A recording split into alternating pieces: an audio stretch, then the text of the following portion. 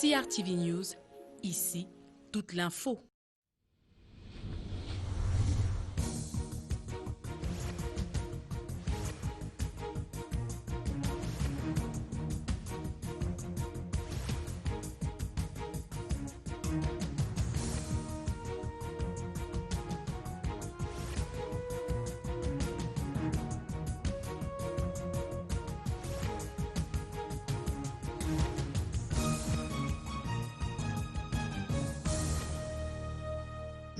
CRTV News, ici, toute l'info.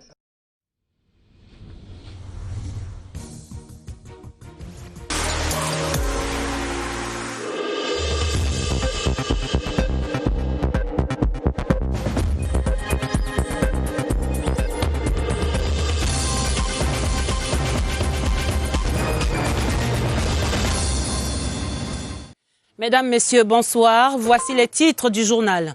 Que les masques refleurissent sur les visages. Le cri d'alerte du gouvernement repris en chœur dans le dossier de la rédaction ce soir. Le prix du relâchement dans un instant.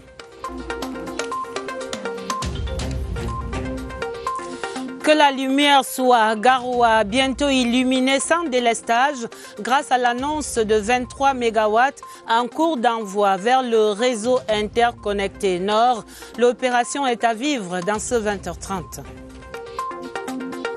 Que de buts, un véritable festival pour les lions indomptables de la diaspora ce dernier week-end. Donc un doublé de Vincent Aboubakar en Turquie, c'est à voir pour le plaisir en page des sports. Voilà pour les titres. Développement après ce message.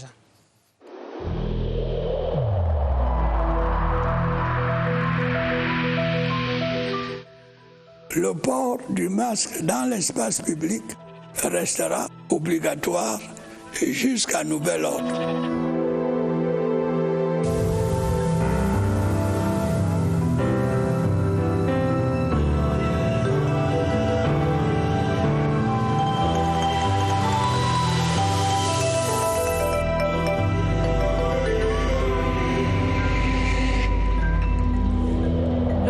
De la République l'a dit, le gouvernement le reprend sans cesse.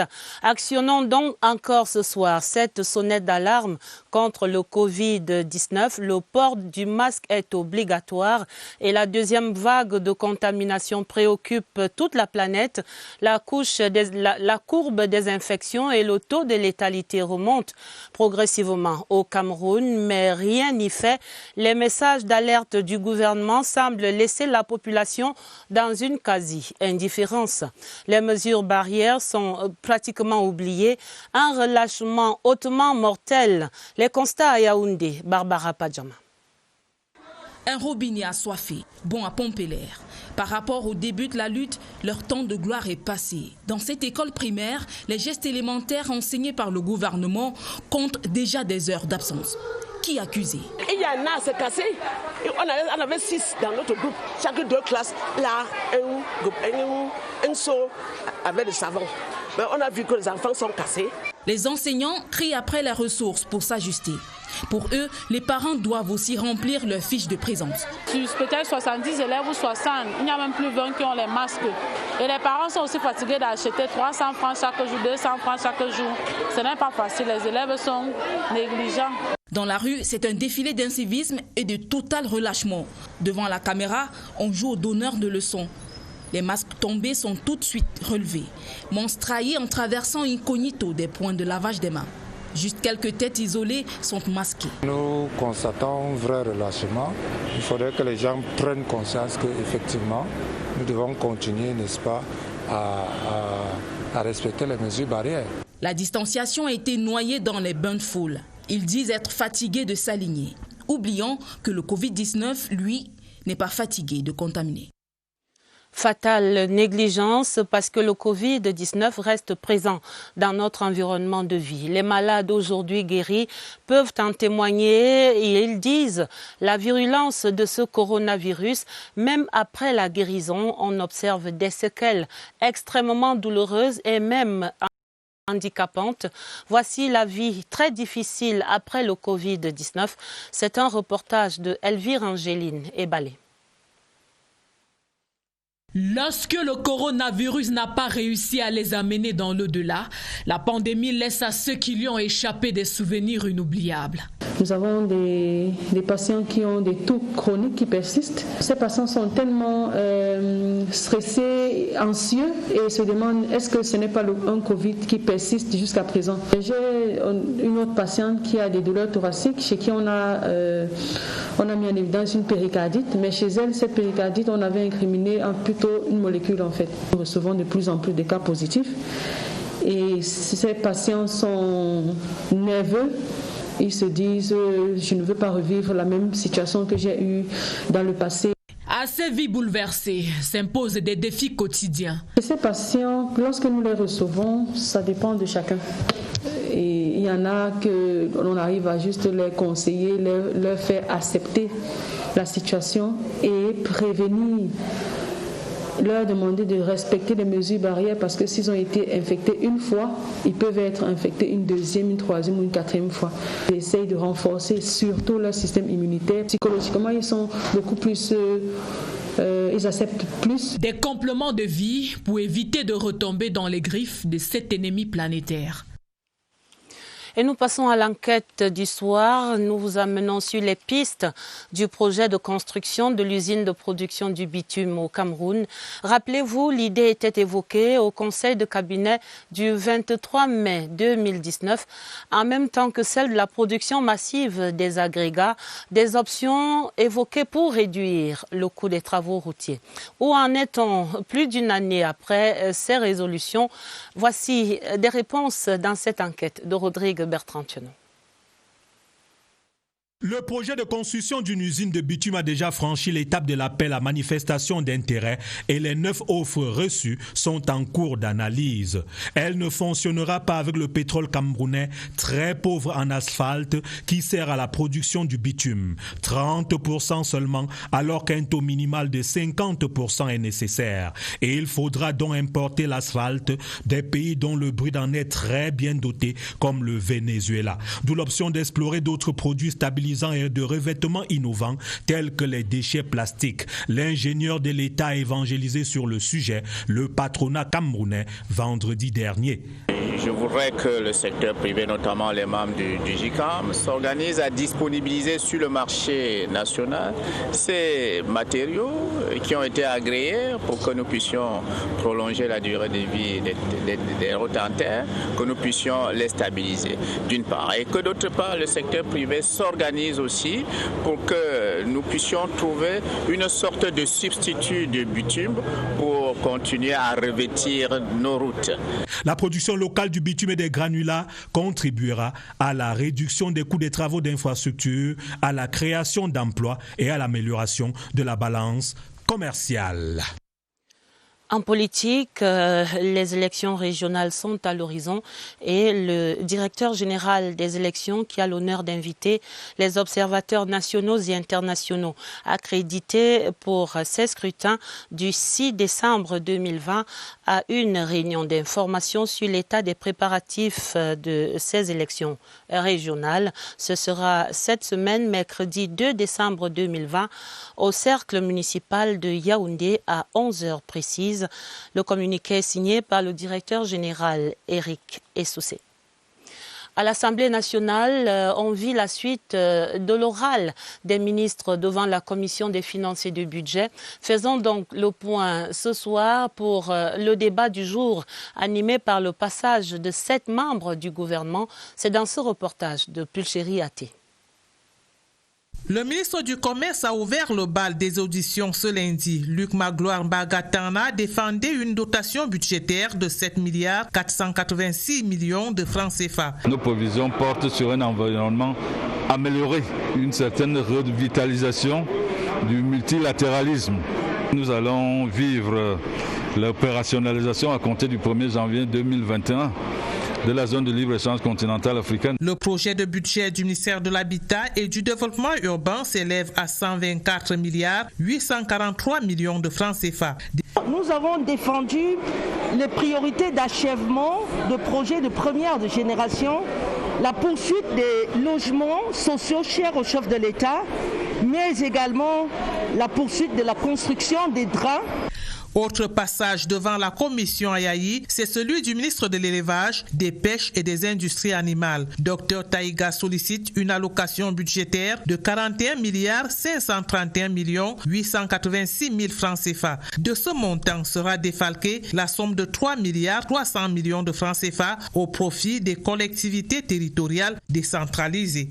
Et les pierres de l'environnement, de la protection de la nature et du développement durable a soumis à l'examen des commissaires un projet de budget de 6 391 millions de francs CFA. La lutte contre le changement climatique et la désertification, la gestion durable de la biodiversité, les pollutions, voilà les priorités auxquelles on va s'attaquer au cours de l'exercice 2021.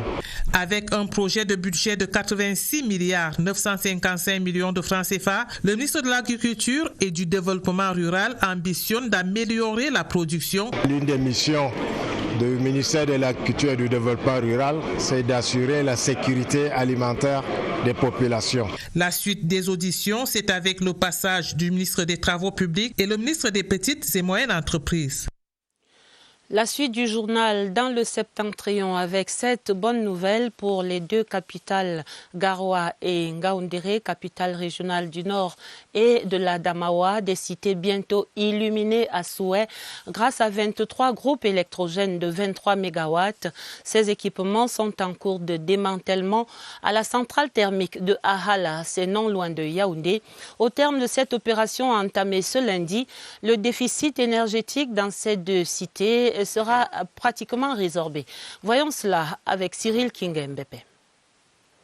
Ce mouvement de conteneurs sera régulier ici au poste de transformation d'Ahala dans la périphérie de la capitale. 23 des groupes électrogènes installés ici vont partir à Garoua, soit 12, Ngaoundéré 8, avec 3 en réserve. Le bassin de la Benoué a connu une mauvaise hydrologie l'année passée, ce qui fait que le réservoir du barrage de Lac d'eau s'est rempli à peine la moitié. Le ministre de l'eau et de l'énergie rassure les destinataires. Nous allons donc démanteler à compter d'aujourd'hui 23 MW. Au plus tard, première semaine du mois de janvier, qu'on puisse déjà recevoir les premiers mégawatts supplémentaires pour réduire ces déficits que connaît cette partie du pays. Dès le mois de janvier, l'on devrait passer de plusieurs heures de délestage à un fonctionnement normal avec les 102 MW habituels que consomment les 3 régions septentrionales. Cette densification de l'éclairage public annoncée à Garoua notamment va certainement contribuer à réduire la criminalité dans cette région du Nord. Garoua qui accueillait ce lundi la deuxième étape de la visite de travail du ministre de l'administration territoriale, Paul Atangandji. Dans le septentrion, il est porteur de l'appel du chef de l'État à plus de vigilance pour des élections régionales et des fêtes de fin d'année en toute sécurité. Oswald Modon. Bien que réputée pour sa quiétude légendaire, la région du Nord fait face à quelques défis d'ordre sécuritaire. Et c'est précisément sur ces questions que le ministre de l'administration territoriale est venu échanger à la veille d'un important scrutin. Un chef des armées qui a donné de hautes directives au ministre de l'administration territoriale de s'enquérir de l'état d'avancement, des préparatifs de ce scrutin qui est très très important dans la vie de la nation. La réunion de sécurité spéciale en présence du gouverneur du Nord et des forces de défense a permis à Paul Atangandji de prendre le pouls de la région, ce qui a le mérite de mieux orienter les interventions tous azimuts. Nous devons lutter contre le crime organisé sous toutes ses formes, parce que la principale mission de l'autorité administrative, c'est d'abord la protection des personnes et leurs biens. Ensuite, le maintien de l'ordre. Nous constatons également que les activités de mototaxi, parfois, cette activité a été infiltrée par des bandits de grands chemins. Il est aussi question d'éduquer nos jeunes frères dans ce métier. Le ministre de l'administration territoriale était par la même occasion porte-parole du chef de l'État, lui qui félicite déjà tous ces acteurs engagés qui ont su braver quelques obstacles tout en jouant leur partition dans une parfaite harmonie. 75 migrants en provenance d'Algérie ont été reçus cet après-midi à l'aéroport international de Yaoundé-Simalène. Il s'agit de 52 compatriotes et de 23 transitaires de diverses nationalités, tous volontairement rapatriés grâce à l'action conjointe de l'Union européenne et de l'Organisation internationale pour les migrations. D'autres précisions avec William Badier. L'avion transportant 75 migrants en provenance d'Algérie s'est immobilisé sur le tarmac de l'aéroport international de Yaoundé-Simalène à 13h. À leur descente d'avion, les vérifications d'usage sont de 3 ordres. Les tests obligatoires du Covid-19 au plan sanitaire, leur identification au poste de police et la récupération des bagages. La particularité de ce vol, c'est que c'est la première fois que nous accueillons des gens directement de l'Algérie. Donc à travers un vol charter, je pense que c'est quelque chose que nous devons saluer. Parmi les 75 migrants figurent 52 Camerounais et 23 transitaires de diverses nationalités, gambiennes, congolaises, ougandaises et kenyanes. Plus de 4400 migrants que nous avons facilité leur retour, c'est grâce au concours financier de l'Union européenne que ces vols ont été organisés. Mais également, il y a ces migrants qui sont dans des processus de réintégration. Aujourd'hui, nous avons plus de 2500 qui ont déjà entamé des activités génératrices de revenus. Les opérations de rapatriement volontaire des migrants enregistrées depuis juin 2017 sont conjointement menées par l'Union européenne et l'Organisation internationale pour les migrations, des partenaires qui accompagnent le gouvernement camerounais à la gestion, à l'encadrement et à l'insertion socio-professionnelle des migrants. Parlons à présent de cette scabreuse affaire de l'assassinat du secrétaire général de la commune de Ngoro, c'est dans le Mbamekim. Le présumé assassin était présenté ce lundi à la compagnie de gendarmerie de Yaoundé, 2e ici dans la capitale. Il aurait par ailleurs assassiné une autre victime dans la zone du quartier Touguébé et commis de nombreux braquages dans des domiciles de Yaoundé. La scène racontée par Pierre Ivembe. Stupeur à la compagnie de gendarmerie de Yaoundé 2. Le lieutenant Pierre Ndounda, maître des sciences, présente à la presse le présumé assassin de François Ewon, secrétaire général de la commune de Ngoro dans le Mbamekim, froidement assassiné le 15 novembre dernier à son domicile. Le suspect n'a que 24 ans, titulaire d'un probatoire F4, et sous l'effet de produits stupéfiants, il a arraché la vie à un citoyen n'emportant que son porte-monnaie et ses téléphones. Le suspect était sous l'emprise des substances psychotropes. Il a l'habitude d'inhaler cela chaque fois avant de commettre les opérations. Parce que lorsqu'on effectue la battue à proximité du domicile du défunt Sier et Ongo François, on a trouvé un sac mandioc dans lequel il y avait beaucoup de ces substances-là. Lorsqu'on l'a interpellé dans son domicile, je puis vous rassurer qu'il était sous l'emprise de ces substances-là. Le jeune Rafi a un antécédent. Il a atteint mortellement une femme, Evelyne Donfak, et blessé au bras un riverain du quartier Touguébé à Yaoundé 3 jours avant son forfait. Les populations de Touguébé et ses environs sont soulagées et sont également invitées par ces temps de fête de fin d'année à plus de collaboration. Dans la région de l'Ouest, un autre présumé malfaiteur est désormais dans les filets des fins limiers du commissariat de sécurité publique de Bamendjou.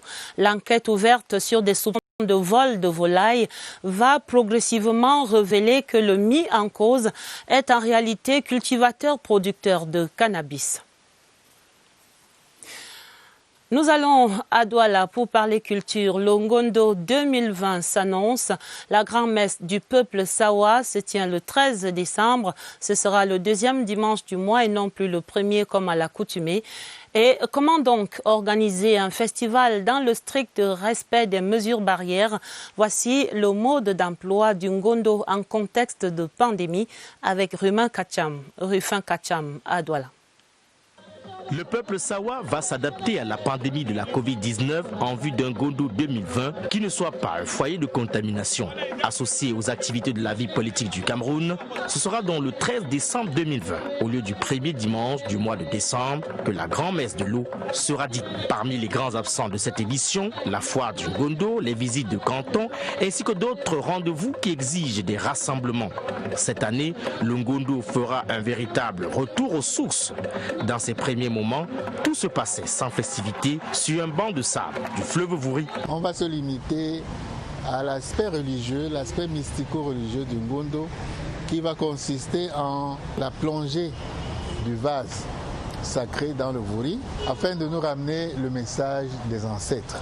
Un peu comme pour dire que parfois les ancêtres, eux aussi, ont parfois besoin de calme, surtout lorsqu'il s'agit d'adresser une exhortation à la jeunesse.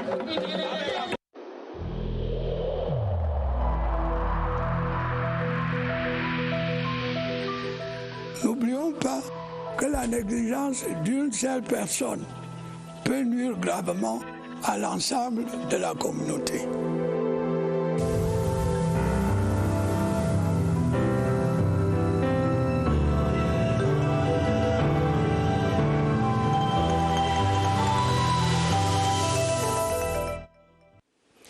Dans la suite de ces informations sur la lutte contre le coronavirus, nous allons ce soir mettre les pleins feux sur la surveillance transfrontalière et pour les explications, nous retrouvons déjà Évariste Eyenga et son invité au Centre des opérations d'urgence de santé publique de Yaoundé-Messa. Qu'en est-il exactement de cette surveillance transfrontalière, Évariste? Vous êtes en compagnie du docteur Linda Isso pour les réponses. Bonsoir. Bonsoir. Parmi les défis immédiats qui se présentent à la coordination des opérations de la riposte contre le coronavirus Covid-19, il y a la surveillance transfrontalière. On en parle ce soir avec le docteur Linda Eso. Elle est sous-directeur des épidémies et des pandémies. Bonsoir, docteur. Bonsoir Évariste. Merci, vous êtes du ministère de la Santé publique. La surveillance transfrontalière, à quoi cela se résume en ce moment ? Au moment où nous enregistrons des deuxièmes flambées de l'épidémie dans de nombreux pays occidentaux et même dans certains pays africains, il est primordial de ne pas pouvoir laisser importer de nouveaux cas de Covid-19 venant d'autres pays. C'est dans ce sens que le dispositif de surveillance et de screening qui avait déjà été mis en place au niveau des postes de santé aux frontières, que ce soit aéroportuaires, terrestres ou maritimes, est renforcé en ce moment. Vous le savez, il y avait déjà la nécessité pour les postes aériens de venir avec un test PCR d'un temps de moins de 72 heures. Cette disposition a été redoublée. On peut dire maintenant qu'il y a un double filtrage avec le TDR, le test de diagnostic rapide systématique qui se fait au débarquement des passagers dans les aéroports, dans les ports et même au niveau des frontières terrestres. Alors l'objectif est d'éviter une importation de nouveaux cas. Quels sont les premiers résultats qui vous reviennent ? L'objectif est effectivement d'éviter une importation de nouveaux cas, c'est d'éviter que les cas de Covid-19 se retrouvent dans les communautés sans être pris en charge et puis ceci disséminer la maladie. Dans notre contexte maintenant, les cas qui sont retrouvés positifs au niveau des postes de santé aux frontières sont directement pris en charge selon les protocoles sanitaires en vigueur pour les cas de Covid-19 au Cameroun. Le suivi des contacts est effectif et ainsi on n'aura pas une propagation de nouveaux cas de Covid-19 au sein des communautés. Dr Linda Isso, merci d'avoir répondu à nos questions. La surveillance transfrontalière, l'un des défis. Il y a d'autres qui pointent également, on en parlera lundi prochain. À vous le plateau. Merci Évariste. Rendez-vous pris. Et dans la suite du journal, le prix Goncourt 2020 ne sera pas du tout attribué cette année à notre compatriote Djali Amal. Le prestigieux prix littéraire français était attribué ce lundi au romancier français Hervé Le Tellier pour son roman L'Anomalie. Il est publié chez Gallimard.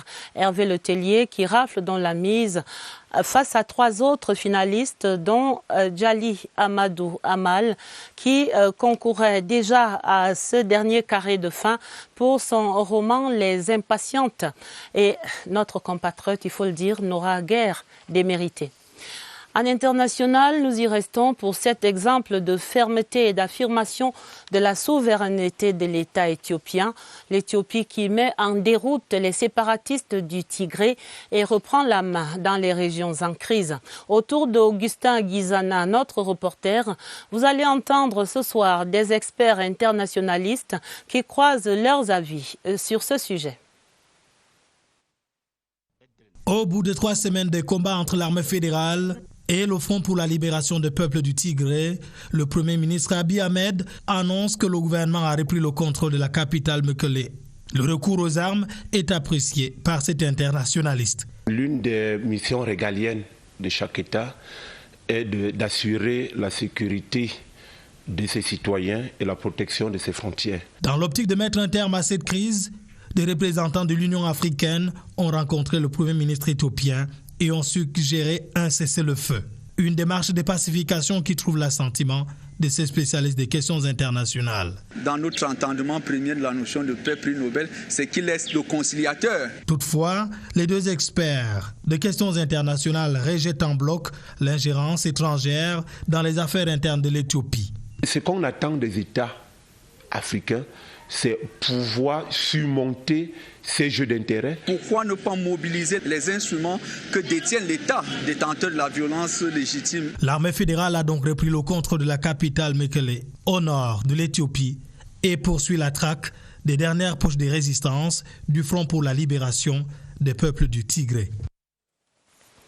Des lauriers pour les 24e et 14e promotions de l'Institut international des assurances. La cérémonie de l'IEA, couplée à la remise de médailles au personnel méritant de cette institution, était présidée par le ministre des Finances, Louis-Paul Motazé. Nelly Christelle Ondoa de CRTV Centre raconte. Auréolés de leur diplôme de fin de formation après 2 ans de dur labeur à l'Institut international des assurances IIA, les étudiants des cycles DESA et MSTA, 62 au total, sont désormais prêts pour le marché de l'emploi. Je suis ému pour ce résultat, cet exploit. Depuis 1972 que l'IA a été créé, il n'y a jamais eu un tel résultat, surtout venant du Gabon. Donc c'est un honneur pour moi de représenter valablement mon pays. Le plus dur commence maintenant. On va saisir les opportunités qui nous seront offertes et puis on va améliorer l'image des assureurs vis-à-vis du public qui n'est pas souvent très bon. 100% de réussite pour les 2 promotions, un exploit que l'IIA, école de référence au service des marchés africains d'assurance, créée en 1972, entend entretenir en y insufflant de nouveaux paramètres. Les perspectives, c'est déjà faire un arrimage complet au système LMD, développer des formations professionnalisées de courte durée et s'investir davantage dans la recherche universitaire en matière d'assurance. En présence des responsables de la conférence interafricaine des marchés d'assurance, CIMA, et des figures qui font autorité dans le milieu, le ministre des Finances, Louis-Paul Motazé, a recommandé proactivité aux lauréats. Il y a des risques émergents, donc ils doivent également tenir compte de ça. Et puis, ils ne cherchent pas seulement à aller travailler dans des sociétés déjà existantes, mais qu'ils aient aussi en idée de créer eux-mêmes leur propre société d'assurance. Mais je suis tout à fait confiant du fait que, vu la formation qu'ils ont reçue, que ces 2 promotions tout à fait efficaces que les pays membres de la CIMA vont avoir sur le marché des assurances. Des médailles d'honneur de travail ont été décernées au personnel méritant. L'ambiance était d'autant plus joyeuse que c'était la première manifestation du genre dans le nouveau campus de l'Institut international des assurances. Et la page des sports, d'abord pour revivre le week-end des Lions indomptables, engagés dans leurs clubs respectifs à l'international, des Camerounais plutôt en forme en ce moment et principalement Vincent Aboubakar. C'est à voir avec Robert Badjek. Vincent Aboubakar est en feu en ce moment. Ce week-end, l'attaquant camerounais a littéralement porté son club à la victoire 4-3 en inscrivant un doublé. Avec les 3 buts marqués lors de la double confrontation face au Mozambique et une réalisation dans la foulée contre Istanbul Basaksehir, il en est à 6 buts lors de ses 4 derniers matchs. Une fois n'est pas coutume, le défenseur Jean-Armel Kanabik a lui aussi trouvé le chemin des filets ce week-end avec le club turc Gaziantep. C'était face à Malatyaspor, rencontre terminée sur le score de 2 buts partout. Lure de jeu pour les Saint-Or sans pour autant changer le cours du match. En Suisse, Jean-Pierre Samé y est allé de son petit but ce week-end avec les Young Boys de Berne. Victoire 3-0 des jaunes et noirs face à Lausanne. A noter également les bonnes performances d'André Onana qui a disputé avec l'Ajax d'Amsterdam son 3e match d'affilée sans encaisser le moindre but. L'OSMA reçoit son chef, le général de brigade nigérian Maïkano Abdullahi, est le nouveau président de l'Organisation du sport militaire en Afrique. Il était installé ce lundi au cours d'une cérémonie présidée par le ministre de la Défense sans écouleur, Évariste Yenga. D'abord une tradition militaire, les honneurs et la forte présence d'officiers supérieurs et généraux et des ministres compétents en matière de sécurité et de défense. Puis le général de brigade de nationalité nigériane est élevé à la distinction de grand cordon de l'OSMA par Joseph Betty Assomo. C'est le quitus pour l'entrée en fonction du nouveau président qui succède au colonel guinéen David Cabré. Je vais m'assurer durant mon mandat que tous les 54 pays africains deviennent membres actifs. L'association sportive des armées des pays africains est un instrument de promotion de la paix entre ces pays membres. Une cinquantaine. Chaque militaire a été formé dans ce couloir colonial. Il n'y avait pas de coopération. Et nous avons pensé que le sport pouvait casser ces barrières laissées par la colonisation. Le siège de l'OSMA est à Yaoundé. Hamad Kalkaba Malboum en est un ancien président et fondateur de l'association qui organise les Jeux africains militaires, la Coupe d'Afrique de football militaire, les championnats d'Afrique de boxe, de judo et de basketball. Et c'est la fin de ce 20h30 présenté avec la collaboration, préparé surtout avec la collaboration de Marlise et Noam Barga à Oumou. Vous aurez un autre journal à minuit, un journal complet présenté par Gilbert Ongene et Dieudonné Sra. Mais dans l'immédiat, dans quelques minutes seulement, retrouvez Gladys Tata et Nicole Doudou pour le journal des élections régionales. Je vous dis très très belle soirée sur notre antenne et à demain 20h30.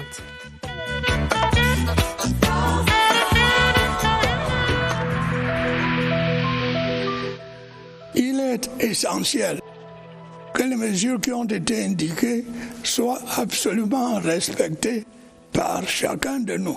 Lavez-vous régulièrement les mains à l'eau et au savon ou à l'aide d'un gel hydroalcoolique.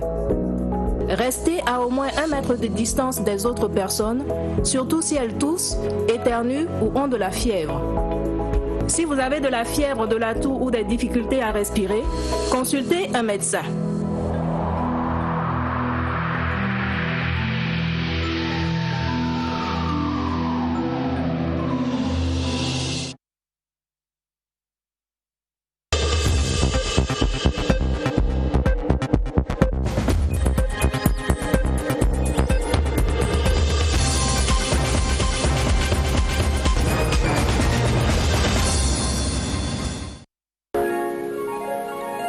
CRTV News, ici, toute l'info.